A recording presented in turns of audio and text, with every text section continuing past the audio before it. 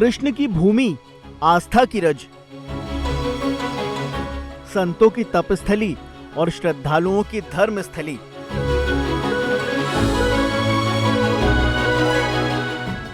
ब्रज सांस्कृतिक विरासत की ऐसी अनूठी छवि जिसे निहारते रहने से भी मन न भरे।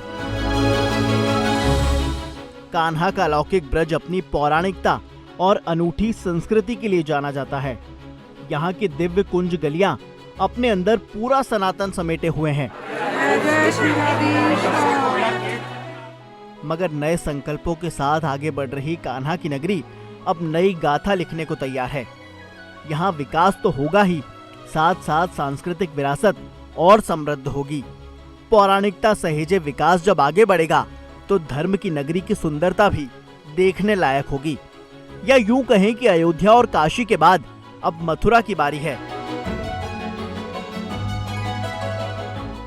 10 फरवरी को मथुरा में हुए जागरण संवाद कार्यक्रम में करीब 7 घंटे के मंथन में यही निष्कर्ष निकला।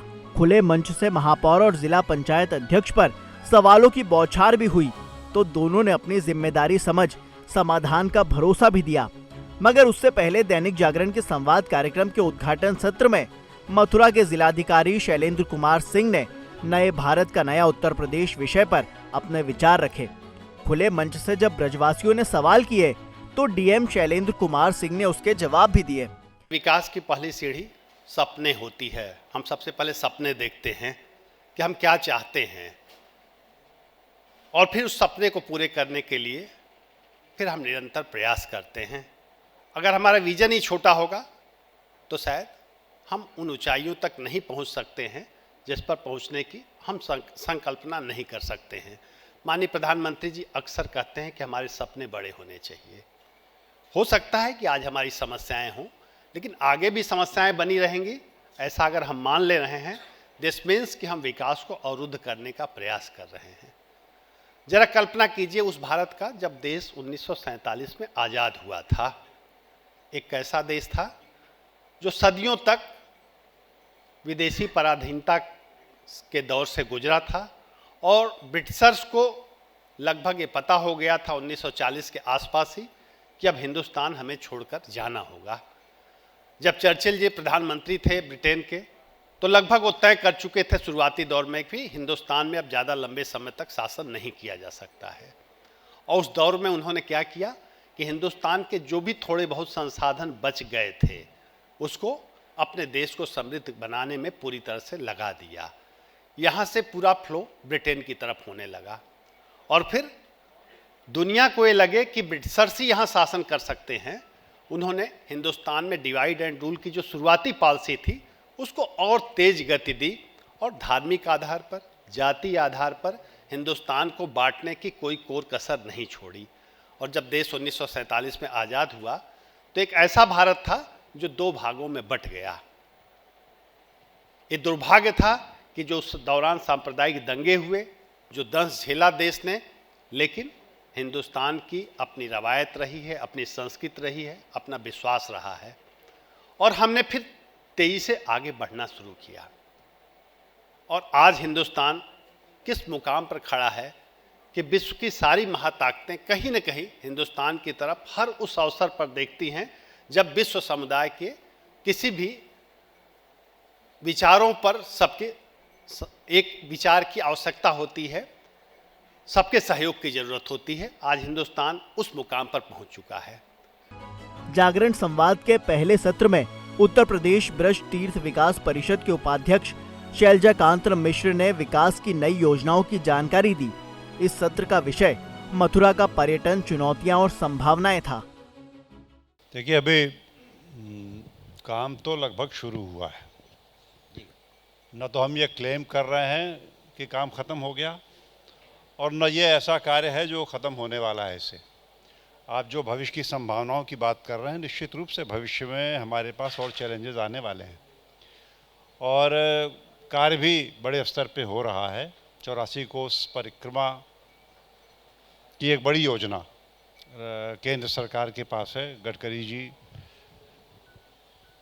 उस पर लगभग अपना अंतिम निर्णय देने वाले हैं। वैसे ही ये बिहारी जी कॉरिडोर बनने की बात है, मथुरा वृंदावन में जो रेल मार्ग है उसकी बात है। एक बार ये जब तक हम पूरा 300 किलोमीटर, लगभग 300 किलोमीटर का जो ब्रज क्षेत्र है और जिसमें कि सैकड़ों ऐसे स्थान हैं जहाँ लोग जा सकते हैं और जहाँ जाना चाहिए उन्हें जाने के प्रयास भी कर रहे हैं, सुविधाओं का अभी अभाव है।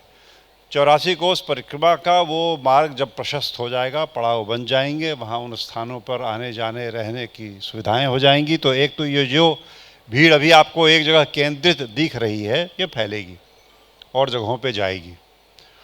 और उसके बाद और जो सुविधाएं, खाली सरकार से सुविधाओं की अपेक्षा करके अगर हम ये सोचते हैं कार्य पूरा हो जाएगा, कभी नहीं होगा। इसमें जनसहभागिता जो है वो विशेष रूप से होनी ही है, उसकी संभावनाएं भी दिख रही हैं। तमाम पीपीपी मोड के अलावा अभी वो क्रूज़ चलने की बात है, तो सरकार कुछ नहीं कर रही, खाली अनुमति दे रही है। तो वैसे ही जो ये इंफ्रास्ट्रक्चर चाहिए हमको इस लोड को उठाने के लिए, सड़क उसके लिए इंफ्रास्ट्रक्चर दे पाएगी और उसकी पूरी योजनाएं बनी हुई हैं। ज़्यादा बातें मैं यहाँ इसलिए नहीं खोल रहा हूँ क्योंकि यो योजनाएं अभी बन रही हैं और धरातल पे उतरने के लिए जिनकी पूरी क्लियरेंस नहीं हुई है, यहाँ घोषणा करना, चर्चा करना उनकी उचित ना होगा। उत्तर प्रदेश ब्रज तीर्थ विकास परिषद ने विरासत सहेजने के संकल्प के साथ कई विकास योजना बनाई है। पर्यटन कारोबार की चुनौतियों पर भी मंथन हुआ। यमुना मैया के प्रदूषण की बात उठी तो स्वच्छता के शीर्ष पर मथुरा को ले जाने का संकल्प भी गूंजा। वृंदावन के संत गोविंदानंद तीर्थ महाराज ने कहा कि धर्म और राष्ट्र को अलग नहीं कर सकते। सनातन धर्म विश्व का धर्म है, ये सर्वोपरि है। धर्म सत्ता और राज सत्ता, ऐसा भी हम कह सकते हैं। एक और धर्म सत्ता है, एक और राज सत्ता है। इन दोनों में कितना समन्वय है, कितना तालमेल है, ये हमको समझना चाहिए। अभी जिन संवाद को मैंने सुना है, एक वाक्य छोटा सा बोलकर कि मनुष्य एक खोज भी है, एक समाधान भी है और एक समस्या का नाम भी मनुष्य है। ये समाधान और समस्याएं, ये दोनों कहा जाए जुड़वे भाई हैं। जैसे रात और दिन ये भी जुड़वे भाई हैं, जन्म और मृत्यु ये भी जुड़वे भाई हैं। एक दूसरे को एक दूसरे से अलग नहीं किया जा सकता। आप ये सोचेंगे कि समस्याओं का अंत होगा और समाधान नहीं होगा, ऐसा नहीं है। समाधान होता जाएगा और समस्याएं भी आती जाएंगी। हर समस्या का समाधान निकालना मनुष्य का कर्तव्य है। जागरण संवाद के 5वें सत्र में खुला मंच आयोजित हुआ। मंच पर जिला पंचायत अध्यक्ष किशन चौधरी और महापौर विनोद अग्रवाल थे। सामने थे सवाल पूछने वाले ब्रजवासी। सबका जवाब मैं दूंगा, आप मुझसे बात करिए। सभी लोग जिसको दिक्कत है वो। आपकी सबसे बड़ी उपलब्धि पिछले 2.5-3 सालों में क्या है? मेरी जिले की सबसे बड़ी उपलब्धि ये है कि मेरे यहाँ 563 ग्राम पंचायत हैं। सभी प्रधान मेरे साथ हैं, सभी प्रधान सकुशल हैं और सभी प्रधानों को लेकर के मैं 10 ब्लॉक प्रमुखों को लेकर के जिले में काम कर रहा हूँ। मेरे पक्ष विपक्ष की मथुरा में सभी ब्रजवासी हैं। यहाँ पर कोई न पक्ष है न विपक्ष है। चुनाव के समय में जरूर थोड़े से बहक जाते हैं, लेकिन आज की तारीख में सभी सनातनी हैं। महाराज जी के जो परम श्रद्धेय महाराज जी ने जो आदेश दिया है उसके अनुपालन में सभी लोग काम कर रहे हैं। और मेरे पूरे ज़िले में कोई भी गांव ऐसा नहीं है जिसके लिए कच्चा रास्ता हो। पूरे गांव में कोई गली ऐसी नहीं मिलेगी जहां पर मेरी बहन बेटियां कीचड़ में जा रही हों। इवन और चारा लेने के लिए जो गांव के लिए जो खेत होते हैं उन पे भी मैंने काफियों पर खंजरा तक करा दिया है। और पूरे ब्रज में मीठा पानी की व्यवस्था भरी जा रही है। मैं समझता हूँ किसानों के लिए 3 चीज चाहिए, बिजली, पानी, सड़क। तो मेरे जनपद में प्रत्येक बम्मा में, माइनर में, नहर में टेल तक पानी जा रहा है।